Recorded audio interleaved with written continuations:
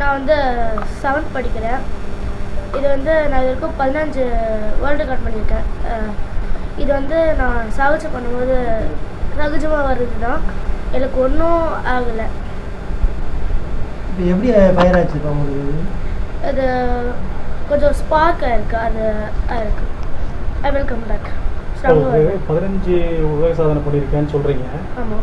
Safety precautions எதுவும் இல்லாமல் இந்த மாதிரியான ஒரு இன்சிடென்ட் நடக்கிற அளவுக்கு பண்ணக்கூடிய அளவுக்கு இப்போ 15 முறையே நீங்கள் பண்ணதில் என்ன ஒரு முன்னேற்றம் இருக்குது?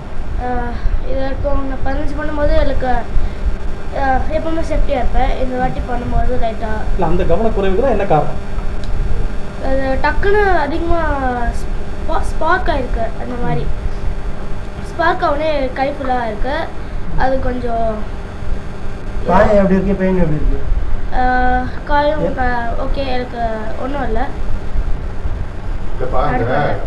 அந்த மாதிரி நெருப்பு வந்து கையில் பற்ற வைப்பாங்களா, ஓடு மேலே பற்ற வைப்பாங்களா? ஓடு மேலேயும் வைப்பாங்க, கையில் வைப்பாங்க. சேஃப்டி இதுதான் வச்சுருந்தோம். பட் அது ஏதோ ஒரு ஸ்பார்க்கில் விழுந்துருச்சு தெரியாமல். I will come back. Thank you. இப்போ இந்த மாதிரி தீக்காயங்கள் ஏற்பட்டால் அதை அணைக்கிறதுக்கான பாதுகாப்பு அம்சங்கள்லாம் இருக்கணும் இருந்து வச்சுருந்தோம். அது பேரண்ட்ஸ் கேட்டலாம்.